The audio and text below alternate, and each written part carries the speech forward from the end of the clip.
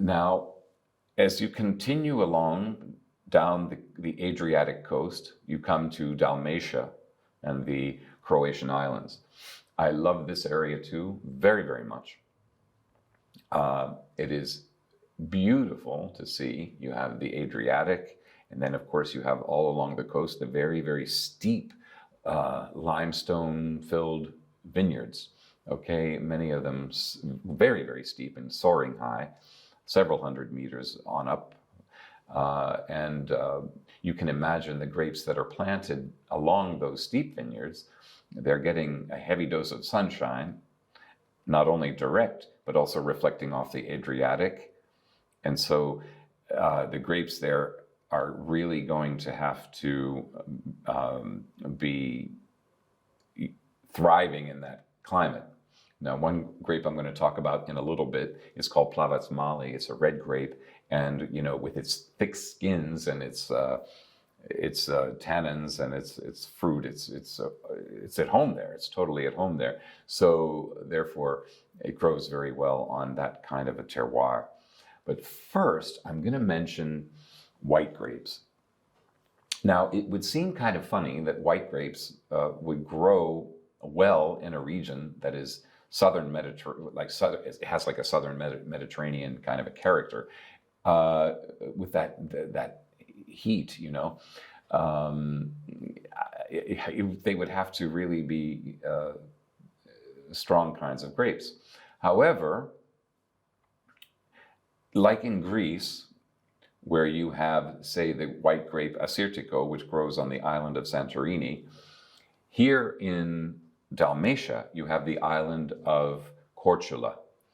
Korčula is this little jewel. It's absolutely fantastic. And it has two white grapes that I absolutely love and that make really, really delicious, fascinating wines. One is called Pošip.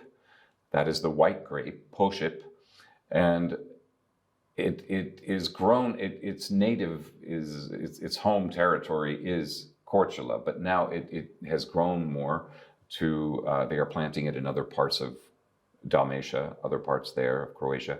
And so you'll find it in other parts of Croatia now. But mainly it comes from Korčula. It's a thin-skinned grape. So of course the canopy management is a good thing because to protect it from the sun. So it's early ripening though, and that's good.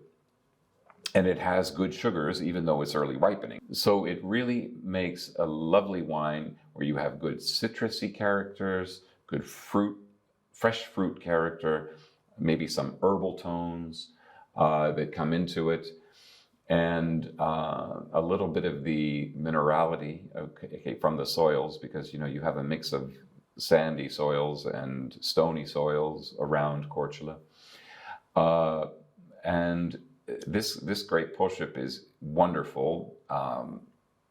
You can make easier drinking styles, but there are some producers who take it to a more heavier, or let's say age-worthy style. Okay, there is a producer called Krems who makes different versions of Pošip in oak, and really fantastic, and they're age-worthy as well.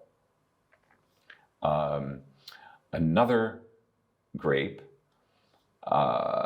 which is very rare, only 50 hectares of it, is called Grk, G-R-K, Grk. And this has a beautiful body, beautiful round body, good acidity, and a lot of salinity. It has a nice little salinity character to it from the soils, from the air. It's absolutely wonderful.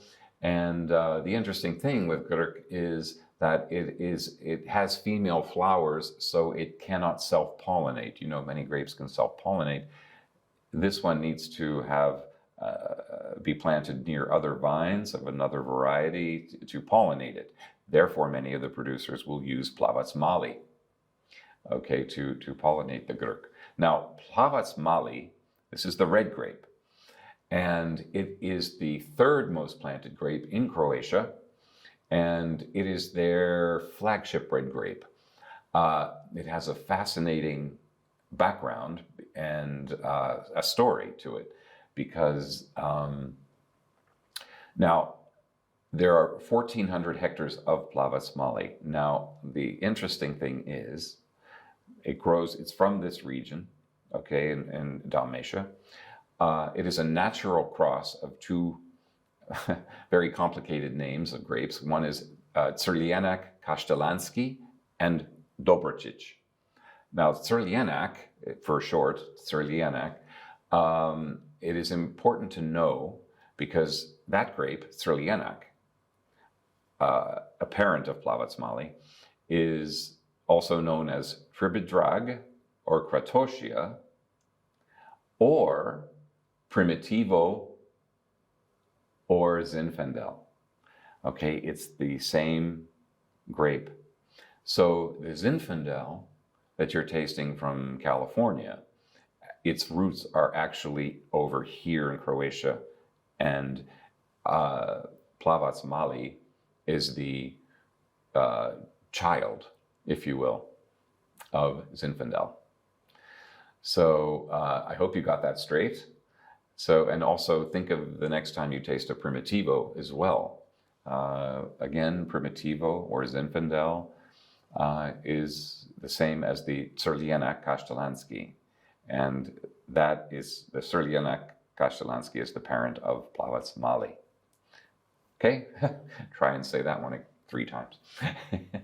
Anyway, this grape represents about 10% of production, of Croatia's production.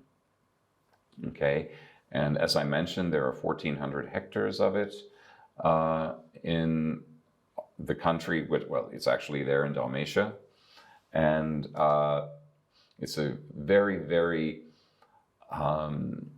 it can have a nice strong character because it has thick skins, so it's very acclimated to the climate there. Again, you have these very high temperatures up, 40, maybe higher during the day. Of course, you have the cool evenings, and you have a lot of winds. The Adriatic, there are 2 winds that the Adriatic has. One is the Bura and one is the Jugo. One comes from the inland north, and the other comes from the water south. And these winds keep they clean the vineyards. Okay, they keep the vineyards clean, the breezes that go through. All right, so this is very important to know. And Plavas-Mali, again, this grape is the one growing on these steep vineyards that I told you about earlier. One area where it's very, very beautiful, where some lovely Plavas-Mali is grown, is the Pelješac Peninsula. Now, this is very close to the island of Korčula, but the Pelješac Peninsula is attached to the mainland. Okay, so it's just about a boat ride between Korčula and Pelješac is 20 minutes maybe, and very short. And in fact, what's also interesting is the very first appellations in Croatia, which at the time was Yugoslavia, were of Dingač and from Pelješac. Okay, Dingač, this is an appellation, was given its status in 1961. And then another one called Postup, which is 1967. It was given its appellation status. Now, these again are focused on the grape Plavas-Mali, and you can get some beautiful versions in these appellations and also around in the area. There are some fascinating producers, particularly names like Korta Katarina, Bura Mrgudic, Grgic, and a very interesting producer, a biodynamic producer called Miloš, makes fascinating Plavas-Malis. Okay, again, biodynamic vineyards. They're very, the wines tend to be big and can be bold, a lot of bold tannins, chewy tannins, can have good flavors of like blackberry, but also pomegranate. You'll have this mixture of red and black grapes, very good acidity. And, you know, with the high temperatures there, I mean, you can, of course, have high alcohol. You can get 14 on up alcohol. And, but with good yield control and good care of the vineyards, you can get beautiful, beautiful versions. And I know Milos is one of them. He's one of my favorite producers. And very mumuch worth trying. Now, luckily, you can have a younger drinking Plavac Mali, but then you can have the really, really nice aged-worthy Plavac Malis. Now, these aged versions, you will come into more plummy, blackberry, mulberry flavors, almost a bit jammy, but jammy in a nice way. Okay, so don't forget you have these rich tannins that are part of the grape, and a very good balancing acidity is very, very nice. I think it's an ideal grape that represents the sense of place. You hear always the mentioning of a sense of place. Plavac Mali in Dalmatia, especially the Peliasats Peninsula, absolutely right at home. Lovely. Now, you can find other producers of Plavac Mali and some of the other grapes on the island of Hvar, for example. You have Zlatan Otok, that's a name, a winery that is a very good producer on the island of Hvar. Then on Korčula, I want to go back to Korčula, especially with the white grapes, the Pošip and the Grk, producers like Bire, Zure, Sabalo, and Krajancic. Really, really nice versions. Now, there are many other producers, of course, so I just want to give you some names as a starting point, good producers to look out for that make some wonderful wines there.